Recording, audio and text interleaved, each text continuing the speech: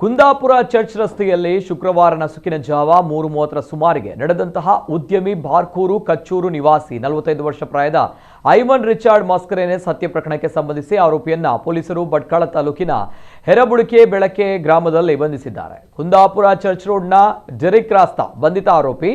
ಈತನನ್ನ ವಶಕ್ಕೆ ಪಡೆಯಲಾಗಿದ್ದು ನ್ಯಾಯಾಲಯದ ಮುಂದೆ ಪೊಲೀಸರು ಹಾಜರುಪಡಿಸಿದ್ದಾರೆ. ಹಣಕಾಸಿನ ವ್ಯವಹಾರ ಹಾಗೂ ಇತರ ವ್ಯವಹಾರದ ವಿಚಾರದಲ್ಲಿ ಇರುವ ಮನಸ್ತಾಪವೇ ಈ ಕೃತ್ಯಕ್ಕೆ ಪ್ರಮುಖ ಕಾರಣ ಎಂದು ಪೊಲೀಸರು ಖಚಿತಪಡಿಸಿದ್ದಾರೆ.